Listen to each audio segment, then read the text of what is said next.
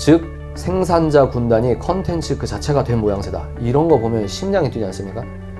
생산자 군단 곧 컨텐츠다. 그러면 오늘 결과적으로 여러분께 드리고 싶은 말씀에 하나 딱 먼저 결론을 말씀드리면, 오늘 결론이 뭐냐면 여러분 예술가잖아요. 여러분이 컨텐츠예요. 이해가 되세요? 다시, 이 전 세계 사람들이 한국에서 만든 거 플러스 한국 그 자체를 궁금해하는 시대가 왔는데, 이걸 치환하면 어떻게 되는 거죠? 여러분 자체가 컨텐츠라고 하는 거예요. 아는 만큼 보인다. 아는 만큼 기획할 수 있다.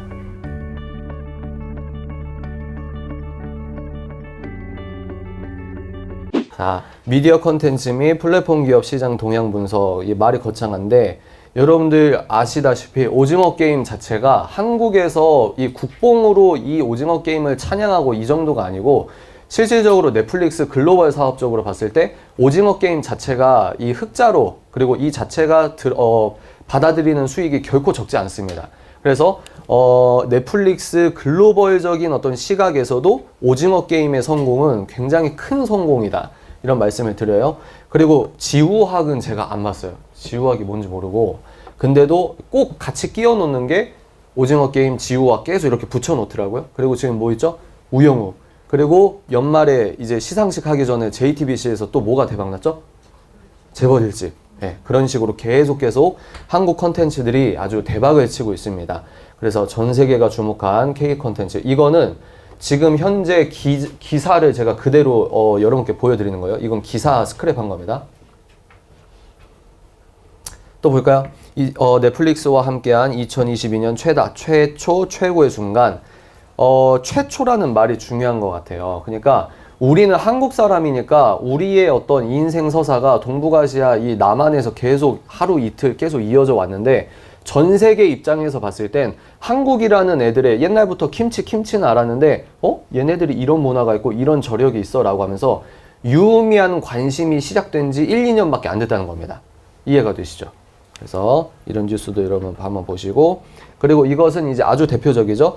오징어 게임 황동혁 감독, 그래서 6관왕을 했다. 그래서 개인적인 저의 세계관에 의거해서는 좀 비판할 부분이 많다고 여겨서 나름대로 영상도 찍고 글도 썼어요. 근데 여하간 그럼에도 불구하고 이제 한국에서 만든 작품이 이제 이런 식으로 인정을 받는다. 이 부분은 여러분들이 한번 유의미하게 생각을 해봐야 됩니다. 그래서 우리가 타파해야 될 게 뭐냐면 패배주의 플러스 나 자신을 믿지 못하는 겁니다.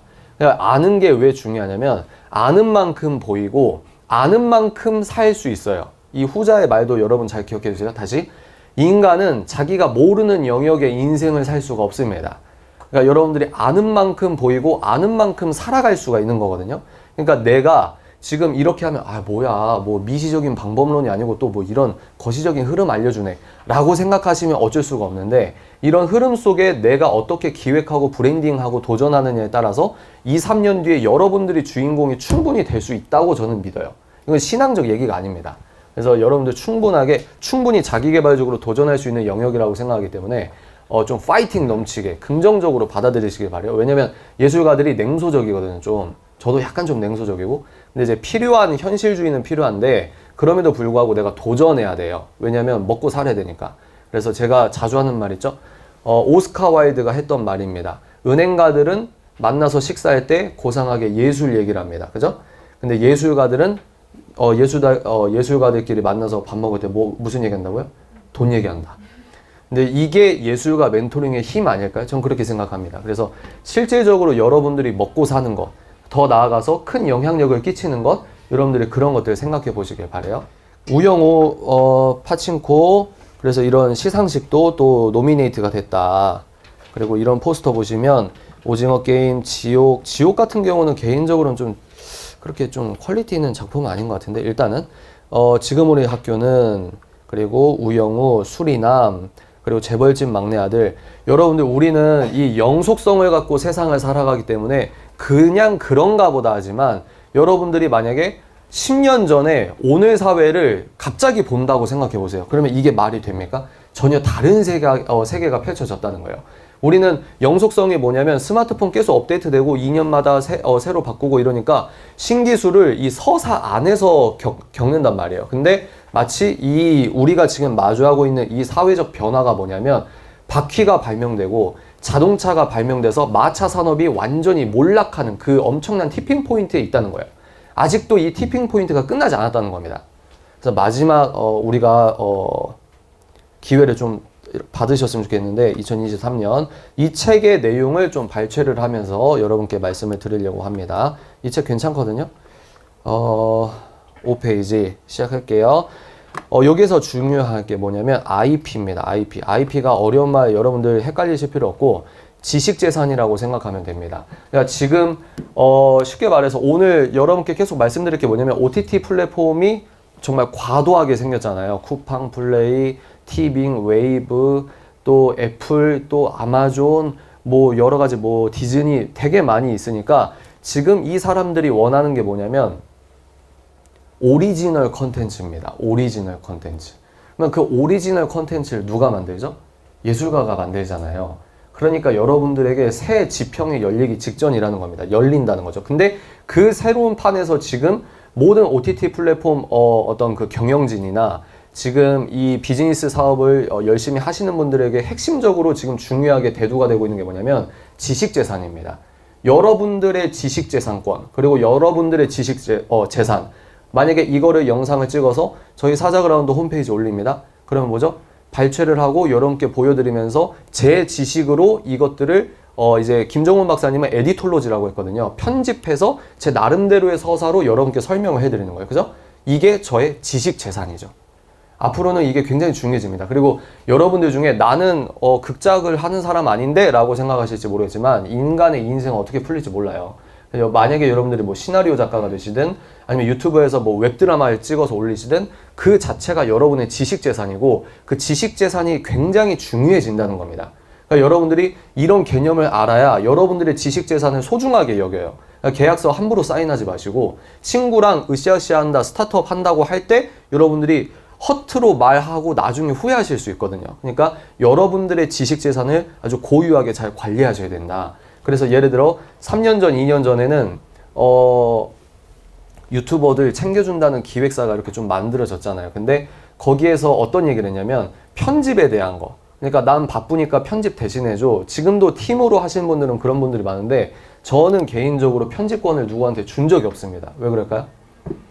방송국 PD는 어떻게 데모하죠? 본인들의 편집권을 사수하기 위해서 싸운단 말이에요. 그게 뭐죠? 편집에 대한 권리예요. 권리. 나의 권리. 그러니까 여러분들도 유튜브를 하시거나 뭐 웹툰을 그리시거나 여러분들의 지적 재산 그리고 여러분들의 지적 재산적 권리 이런 것들을 예술가들이 굉장히 꼼꼼하고 디테일하고 좀 뻔뻔하게 가져가야 된다. 그래서 어물쭈물 하다가 여러분들의 지식 재산의 선을 딱 넘어버렸다? 그럼 그건 이제 끝나는 거예요. 끝나는 거. 그래서 이 지식 재산이 중요하다. 그래서 궁극적인 변화를 끌어내기 위해서는 컨텐츠가 일으키는 현재와 미래의 결과값을 주도적으로 설계된다. 왜 이 얘기를 드리냐면 오징어 게임이 초대박이 났는데 여기에서 수익은 다 넷플릭스가 가져갔다는 거예요. 그러니까 이거 우리가 잘했는데 돈은 쟤네가 버는 거 같네? 이런 게임이 계속 지속되다 보니까 이 대기업들이 다 OTT 플랫폼을 자체적으로 만들어 버리는 겁니다. 쭉 보여드릴게요. 그래서 중요한 게 사업 주권이다. 여러분들이 어떤 일을 시작할 때 그냥 뭐 친구들이랑 하니까 아직은 구독자 별로 없으니까 여러분 그렇게 시작하면 안 됩니다. 이해가 되시죠? 호흡부터 프로페셔널하게 다가가셔야 돼요. 그리고 여기 보시면 컨텐츠 대박 쳐도 넷플릭스만 다 가져간다. 뭐 이런 거죠. 사업 주권이 없는 거래는 오래가지 못한다. 여기에서 이제 주권, 제가 이제 법을 공부하고 있지 않습니까? 그래서 이런 단어가 여러분들 그냥 주권 이렇게 넘어가지 마시고 여러분들이 파생할, 여러분들이 제작한 컨텐츠가 진짜 어떤 역할을 할지 아무도 모른단 말이에요. 이해가 되십니까? 너 그건 자기개발적으로 주문 걸지마. 이게 아니고 진짜 여러분들이 만든 웹툰이 지금 네이버 웹툰 같은 경우는 전 세계 먹었잖아요. 그러니까 여러분들이 그리는 그림이 어떤 영향을 끼칠지 아무도 모른단 말이에요. 그러니까 여러분들 스스로 내가 어떤 사람인지에 대한 정체성의 확신이 굉장히 중요하다는 겁니다. 그리고 거기에서 의관 예술가의 지식재산, 나의 IP 이런 개념을 여러분들이 잡으셔야 된다는 거예요. 그래서 사업주권이 없는 거래는 오래가지 못한다. 그간 글로벌 미디어 역사는 이를 분명히 보여줬다. 그래서 디즈니도 이거 아닌 것 같은데 해서 자체적으로 OTT 플랫폼을 만들었다는 겁니다. 그리고 BTS 만든 그 하이브 있잖아요. 이번에 뉴진스로 또 대박을 쳤죠. 그죠? 하이브 자체도 지금 자체적으로 플랫폼 위버스라는 플랫폼을 만들었다. 혹시 위버스 지금 구독하신 분 있나요? BTS 팬 없어요? 팬이라고 하면 예술과 자존심이 같습니까? 일단 위버스 이렇게 야 우리가 스스로 시작하자. 우리들의 팬층, 우리들의 컨텐츠에 자신이 있다? 그러면 이 사람들은 자체적으로 돌아가는 거예요. 이제 유튜브 그릇에서 안 놀겠다는 겁니다. 그래서 저 같은 경우도 유튜브 커뮤니티 게시판에 쓴 글을 네이버 포스트에 옮기잖아요. 계속. 그러니까 계속 분산시키는 거거든요. 그리고 유튜브가 만약에 제 채널을 만약에 삭제한다 하더라도 네이버 밴드를 통해서 계속해서 멘토링 소식을 전해드릴 수는 있습니다. 그러니까 임시적으로 제가 갖고 있는 주권에 따라서 계속 플랫폼을 여러 개 멀티적으로 갖고 가는 게 또 중요하다. 이건 나중에 말씀드릴게요. 그래서 컨텐츠는 내 건데 왜 넷플릭스가 돈 버는 거 같지? 아니 왜 유튜브만 이득을 보는 거 같지? 라고 생각하지 않았을까? 그래서 하이브가 구독 서비스 자기들이 플랫폼 만들고 유료로 이제 너희들이 우리 컨텐츠 보려면 유료로 가입해야 돼. 그리고 유튜브도 유튜브겠지만 여기서 이 우리들의 플랫폼은 이거야. 이랬을 때 이 팬들의 숫자가 있기 때문에 곧바로 1,100억이다. 그러면 이 구독이 무서운 게 뭐냐면 정기적으로 결제가 된다는 거예요. 물론 계속해서 달마다 1,100억 이 정도는 아니겠지만 정기적으로 돈이 확보가 되니까 사업을 하는 입장에서는 장기적인 플랜을 세울 수가 있는 겁니다. 이해가 되시죠? 그래서 유튜브도 뭐 가입하기 뭐 여러 가지 서비스가 있긴 한데 한국은 일단 인구수가 좀 작긴 합니다. 인구수가 작아서 여기도 도와달라, 여기도 후원해달라, 여기도 구독해달라, 여기도 가입해달라. 왜냐면 인구수는 적고 이 구독층이 내가 말하는 주제의 유튜버들은 한정이 있단 말이에요.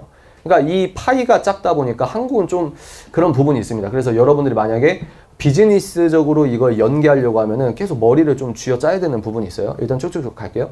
컨텐츠의 포맷도 달라진다. 그래서 지금은 넷플릭스조차 올드TV처럼 그들이 할 수 있는 모든 것을 해야만 한 처지다. 왜 그럴까요?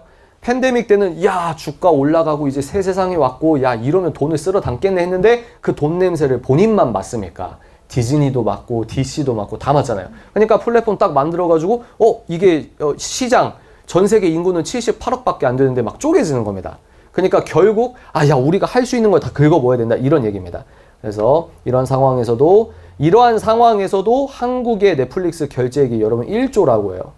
근데 이 1조는 MBC가 7,700억, SBS가 8,500억. 그러니까 넷플릭스가 방송국, 한국의 주요 주류 언론보다 세다는 거예요. 매출액으로만 보면. 지금 그런 시대가 됐다는 겁니다. 최근 5년간 북미 기준 2,200만 가구, 유료 가구, 결과적으로 넷플릭스, 아마존, 뭐 여러 가지 회사가 꼈다. 출혈 경쟁을 낳고 있다. 그러니까 리마인드 해볼까요? 여러분 핵심이 뭡니까? 핵심이 뭐냐면 OTT 플랫폼의 과다 출혈. 그래서 OTT 플랫폼이 눈에 불을 켜고 찾는 게 누구라고요? 오리지널 컨텐츠를 창작할 수 있는 실력 있는 예술가. 오케이?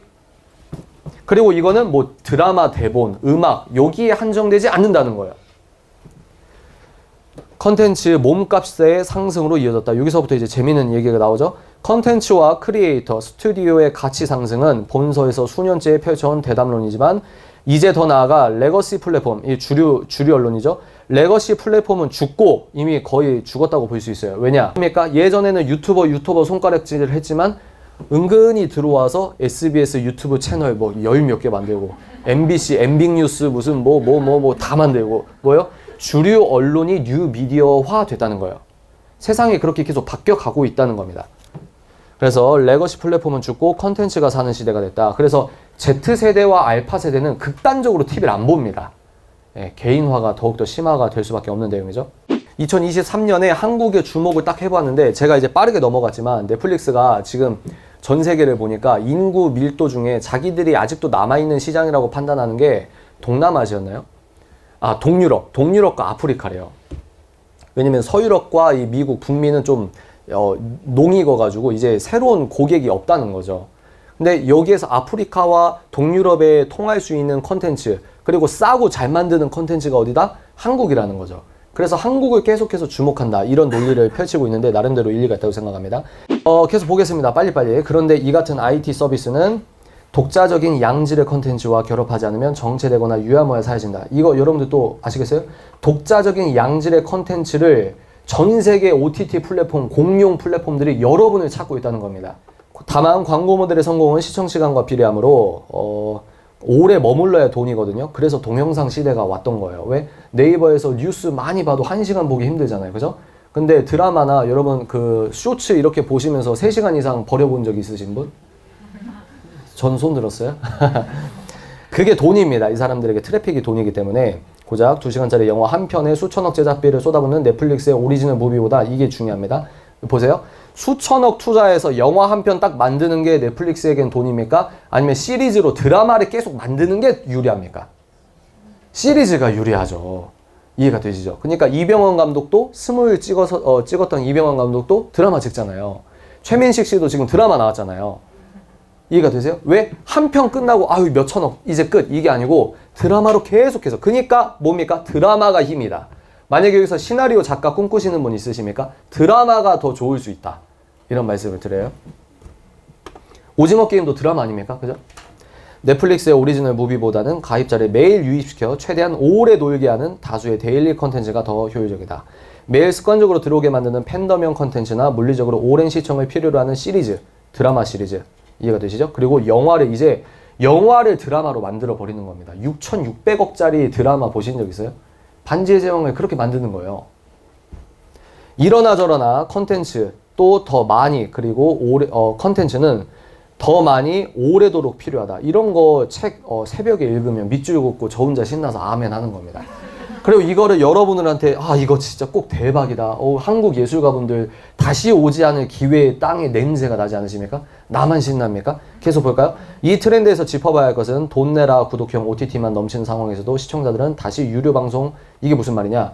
이제 시대가 바뀌어서 다시 올드 비즈니스로 갔는데도 사람들이 OTT 지겨워. 이제 다시 거실에서 TV 보자. 안 돌아온다는 거예요. 그리고 한국 그 잔체로 콘텐츠가 되다. 이게 이제 1부 마지막인데요. 이게 무슨 말이냐? 뭐 미나리, 파친코, 아메리칸 서울 이런 것들은 모두 예전에는 뭐 그냥 뭐 한국인들이 만든 뭐 그 어떤 거 이랬는데 지금 미국이 궁금해하고 전 세계가 궁금한 건 한국 그 자체가 궁금하다 이 말이에요. 한국 그 자체 모두 한국과 한국인이라는 소재에 집중한다.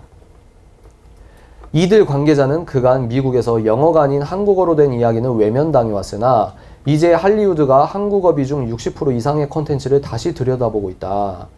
심지어 현재 할리우드 스튜디오들이 한국에서 벌어지는 문화 현상을 내부에 정기적으로 보고하는 컨설턴트도 채용하고 있다. 이런 사회가 되었습니다. 이거 2개 보신 분 있으십니까? 전 2도 안 봤거든요. 없으세요? 여하간 이 개인화가 됐네요 정말. 지금 딱 한국이 그런 상황이다. K컬처의 글로벌 현상이 우연과 행운이 아님이 수년째 검증되면서 중요한 거죠. 이제 글로벌 컨텐츠 시장은 한국과 한국인이라는 소재 그리고 한국의 something 그러니까 한국의 모든 걸 궁금해하고 한국 프리미엄이 지금 붙어 있는 상황이라는 거예요. 즉 생산자 군단이 컨텐츠 그 자체가 된 모양새다. 이런 거 보면 심장이 뛰지 않습니까? 생산자 군단 곧 컨텐츠다. 그러면 오늘 결과적으로 여러분께 드리고 싶은 말씀에 하나 딱 먼저 결론을 말씀드리면 오늘 결론이 뭐냐면 여러분 예술가잖아요. 여러분이 컨텐츠예요. 이해가 되세요?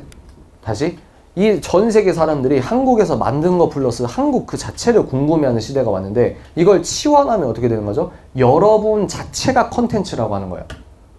아는 만큼 보인다. 아는 만큼 기획할 수 있다. 그러니까 여러분들이 구체적으로 기획을 하면 할수록 여러분 채널은 여러분이 구상한 만큼 여러분을 알아보는 사람들이 붙게 되어 있습니다. 그러니까 내가 그냥 그러나 저러나 이렇게 흘러가는 게 아니라 제가 아까 말씀드렸죠. 예술가가 똑똑해야 돼요. 제가 똑똑하다는 게 아니고 똑똑하려고 노력을 해야 돼요. 왜? 아는 만큼 보이고 아는 만큼 기획할 수 있고 아는 만큼 마케팅을 할 수 있기 때문에. 그러면 예술가가 무슨 마케팅이야? 아니요. 예술가는 마케터가 돼야 되고 기획자가 돼야 돼요. 왜? 여러분들이 그런 능력을 구비하지 않으시면 보세요. 작곡 맨날 하는데 편곡 준비 안 하고 편곡하는 프로그램 하나 만지지 못한다? 편곡자의 밥이 되는 겁니다. 배우는 뭐예요? 시나리오 안에서만 놀잖아요. 제가 표현하는 게 2차 예술가라고 하거든요. 2차 창작가라고 하거든요. 여러분들은 1차 창작가가 되려고 노력을 해야 된다는 거예요. 이해가 되십니까? 그러니까 뭐 배우가 나쁘다는 게 아니고 배우라고 할지라도 내가 어떻게 기획하느냐에 따라서 뭐 자기 소속사가 허락을 해줘야겠지만 내가 어떻게 기획하느냐에 따라서 내 유튜브를 내가 관리하고 도전할 수 있다는 거죠. 그래서 요즘엔 진짜 한국 이야기를 찾고 있다. 이걸 여러분들 말로 바꾸면 뭐죠? 요즘엔 전 세계가 진짜 한국 예술가들의 이야기를 찾고 있다. 한국 예술가들의 시선을 보고 싶어 한다. 관광 명소가 아니라 진짜 한국 사람들이 핫하다고 하는 곳을 보고 싶다. 이해가 되십니까? 결국 삼성과 현대가 못한 무언가를 K컬처가 해냈다. 국격을 올리면서 한국이란 나라의 본질에 대한 호기심과 존경을 동시에 가져왔다. 이에 더해 한국에서 인기 있는 건 마냥 좋아 보이는 K-프리미엄 효과는 물론 K-뷰티, 패션, 푸드로 그 범위가 점점 확장되며 K컬처는 더욱 본격화되는 중이다. 바야흐로 전 세계에 고통을 준 팬데믹이 아이러니하게 한국을 그 자체로 힙한 콘텐츠로 만들어 놓았다. 그래서 지금 2023년에 공개될 대작들이 또 있거든요. 그리고 여기에서 기대도 안 했는데 우영우처럼 초대박 나올 수 있는 작품도 또 있을 겁니다. 그러니까 한국이 드라마 정말 잘 만들잖아요. 거기에서 파생되는 게 어떻게 될지 모르는 거예요. 내가 그냥 뭐 마이너한 작품인 줄 알고 그냥 OST 이렇게 참여해서 불렀는데 그게 만약에 대박을 쳐요. 그럼 이 OST도 같이 팔리는 거예요. 근데 내가 계약할 때 그때는 몰라가지고 IP에 대한 개념 없이 그냥 했어. 그러면 이제 정말 봉사를 한 거죠. 그죠? 2022년 넷플릭스가 한국 예능 상견례 행사에 강하게 언급한 스피치로 마무리한다. 한국을 논하지 않고는 글로벌 엔터테인먼트를 말하기 힘들다. 지금 이렇게 되고 있습니다. 엔터테인먼트뿐만이 아니라는 거죠.